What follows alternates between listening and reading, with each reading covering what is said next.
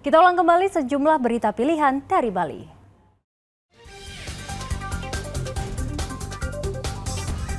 Beberapa SMP di Kabupaten Bangli kekurangan siswa yang mendaftar untuk PPDB tahun ajaran baru.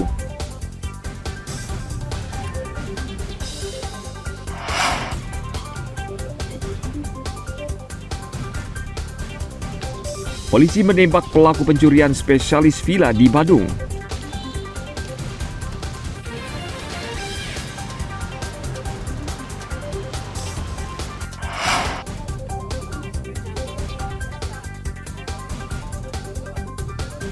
Ribuan warga menggelar tradisi Mbagibung di Desa Penglipuran Bangli.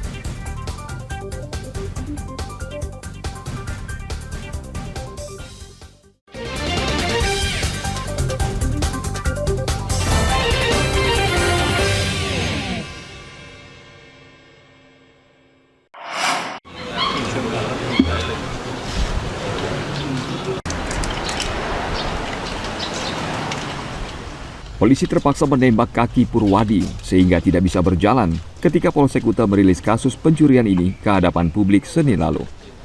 Purwadi merupakan seorang residivis. Sebelumnya ia pernah mendekam dalam tahanan, namun setelah bebas ia bukannya tobat, malah kembali beraksi mencuri. Pria berusia 65 tahun ini tercatat sudah mencuri di 19 villa di kawasan Badung. Selain itu menurut Kapolresta Denpasar Kombes Pol Wisnu Prabowo, tersangka sebelumnya juga terlibat kasus pencurian dengan kekerasan di Banyuwangi, Jawa Timur yang menyebabkan seorang petugas satpam tewas. Kini Purwadi bakal kembali mendekam di penjara dengan hukuman yang lebih berat. Inisial P melakukan kegiatan pencurian pemberatan ini di 19 TKP dengan rentang waktu 2,5 tahun dari 2022 sampai 2024. Pelaku ini residivis, di mana pelaku ini dulu pernah melakukan tindak kejahatan tahun 90-an, yaitu membobol atau melakukan perampokan di bank. Setelah itu juga tindak pidana lainnya. Jadi memang ini residivis tersangka ini sudah berkali-kali dan ini 19 TKP. Pengungkapan ini berhasil diungkap oleh jajaran Reskrim Polsek Kuta. Selama beraksi dari tahun 2022, tersangka kerap berpindah lokasi, namun ia selalu kembali ke kampung halamannya di Banyuwangi. Petugas hanya menyita sejumlah barang bukti yang belum sempat terjual, yakni satu sepeda motor yang kerap digunakan tersangka saat beraksi. Purwadi bisa diancam hukuman penjara 7 tahun. Tim Liputan melaporkan dari Kabupaten Badung.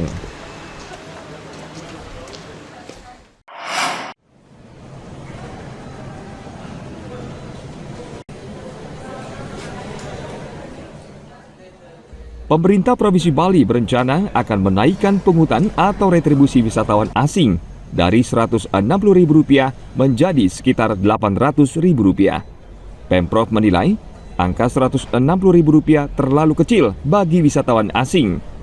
Menanggapi rencana Pemprov, Ketua Gabungan Industri Pariwisata Indonesia atau GIPI Bali, Ide Bagus Agung Parte Atnyana, Rabu pekan lalu di Seminyak Badung mengatakan, Pemprov sebaiknya tidak menaikkan dahulu pungutan wisatawan asing karena penerapan retribusi baru pertama kali berlaku di Bali. Menurut Atnyana, Pemprov harus membuktikan dahulu secara transparan penggunaan hasil retribusi seperti yang diminta Kemenparekraf. Jangan dulu naik lah, kita buktiin dulu kayak Mas Menteri bilang kan, penggunaannya kita baru belajar nih karena pertama kali kan ini di Indonesia, kita baru belajar, mudah-mudahan setelah 6 bulan kita tahu efektifnya cara pengolekan. Tapi nominal itu termasuk tinggi nggak sih Pak untuk turis Pak? Kalau belum ada penggunaan, saya pikir masih so-so ya. Artinya saya lihat masih peluang asal tergantung penggunaannya deh sekarang. Kalau belum terbukti penggunaannya ya mahal. Kalau negara lain rata-rata menggunakan berapa Pak? Tergantung, ada yang ada 15 euro dan lain sebagainya. Kita masih oke lah, menengah ke bawah masih kita. Masih 50 USD itu masih. Ya. Tapi kalau bisa saran saya jangan dulu. Kapan kira-kira Pak mungkin bisa naik usulan? Tergantung penggunaannya nanti. Pas itu kan masuk ke Kasda, kan? Setelah itu masuk ke PBD, setelah itu apakah ini mencukupi apa enggak? Ya, apa PWA. Gipi menilai kenaikan retribusi hingga 800.000 per orang secara nominal sangat tinggi, apalagi belum jelas penggunaannya. Gipi meminta Pemprov mempertimbangkan kembali kebijakan tersebut. Ana Agung Gede Agung melaporkan dari Kabupaten Badung.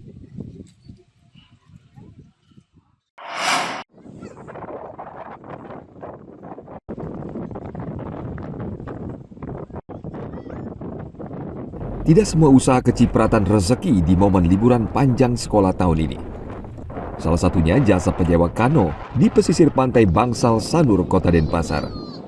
Saat libur panjang saat ini, penyewaan kano malah sepi.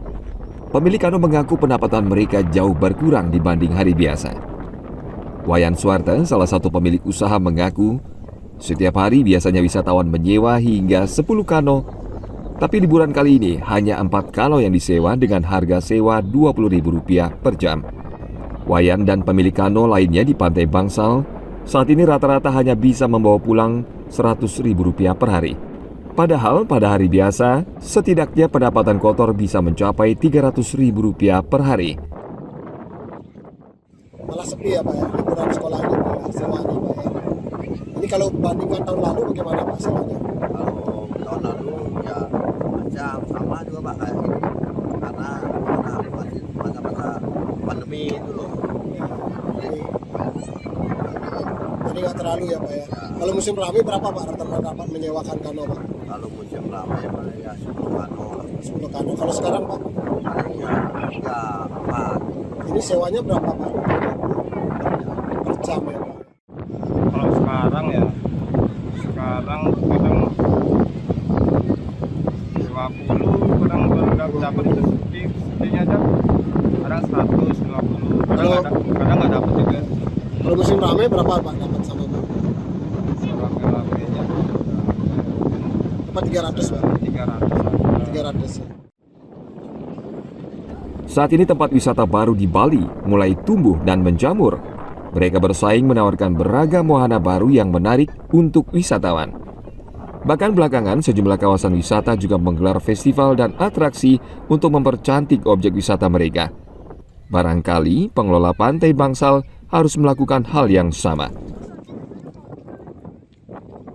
Ana Agung Gede Agung melaporkan dari Kota Denpasar.